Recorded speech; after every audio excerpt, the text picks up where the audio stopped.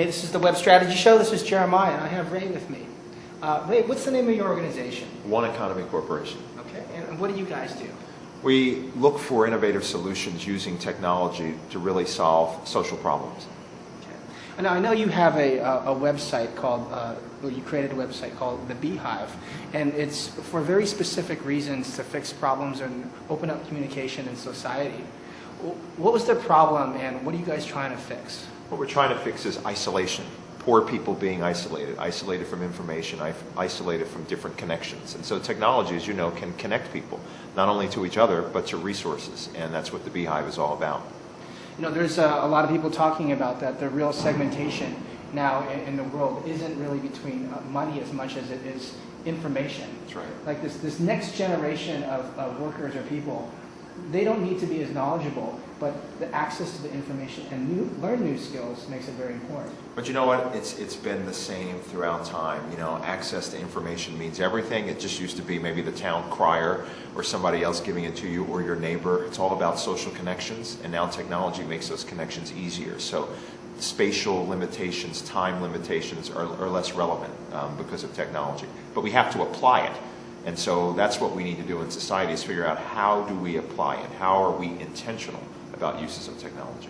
So how do you guys do that? You know, if people don't have broadband, what are you doing to fix that? Our starting point was to go where people live. And in the United States, many low-income people live in affordable housing that's financed by the federal government, financed by state governments. So we go to those owners of properties and we make it an investable proposition and show them that it makes sense and it's not as expensive as they might otherwise believe to bring digital technology to each unit.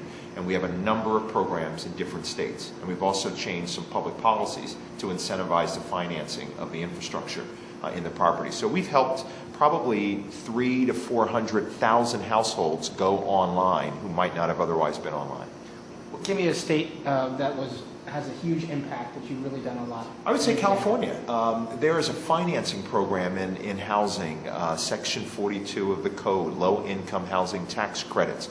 And what we've done is changed how those credits are allocated in 42 states. It was called the Bring It Home campaign, Bring IT Home. California was one of the early states to get on board, and it says when you apply for those credits, you get extra points if you bring internet to each of the apartment units that you're building. California's been a leader in that. Tens of thousands of housing units now have broadband in them that wouldn't have otherwise had broadband.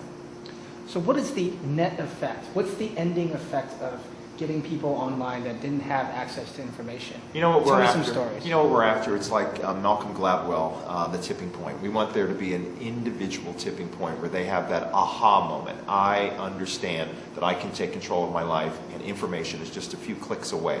One amazing example is in North Carolina, Greene County, North Carolina, one of the most tobacco-dependent counties in the United States. They had a poverty rate of over 24%, way above the national average. So few people going to college, 8% of the folks having a bachelor's degree, and you know the national average is more like 20%. Since we started working with them in the early 2000s, they now have 70% of the children there who are in high school are applying to go to college. The SAT scores over this 5-year window have gone up 41 points. 1,600 kids in this small county. It's called Greene County, North Carolina, and I encourage people to talk to the folks there and find out about that story. And there are stories like that all over America.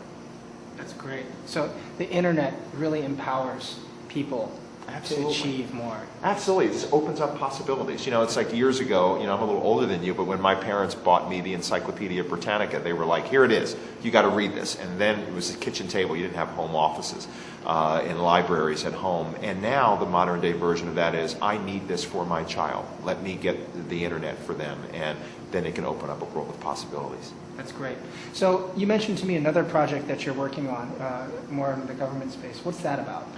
Town Hall, and we've created a new website in the last couple of weeks called 247townhall.org, and we opened it up with a town hall meeting in New Orleans talking about the issue of poverty.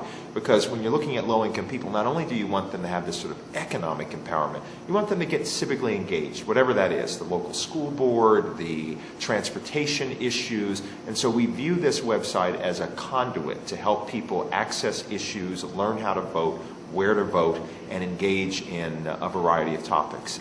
Okay. So the problem you had for this web problem was you were trying to get people engaged and communicate online. So give me the process what did you do to figure out the features, and what did you deploy, what did you learn? We do a lot of focus groups, and so in many ways, even though we're a 501c3 nonprofit, we use some of the same techniques that a for-profit media entity would look at. You talk to consumers, and people would feel disconnected. There are different websites and chats and communities. Very often it's middle-class people and upper-income people, and a lot of folks don't always feel comfortable in that setting. So we have devices on there, technologies where people can do, audio blogging and videos and other things on issues that they care about. So they get to set more of the agenda and be able to interact in the way that they best feel. So we view it as, here are the tools of the 21st century, and here's a couple of little seeds that we're going to drop. You take it and run with it.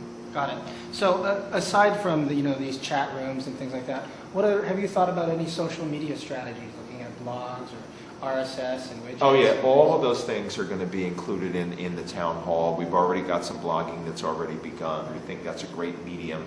Again, the ability to put audio on there. Civic journalists, so we're encouraging, our goal is to have several hundred civic journalists over the next several months covering stories in their communities, the kind of stories that aren't covered on the local news, certainly aren't covered on the national news, but yet young people and others can get involved and cover it, so the medium can be the message. Great. So my last question for you. You're doing a lot of stuff, deploying these web strategies in the federal and government space. What has been your biggest challenge?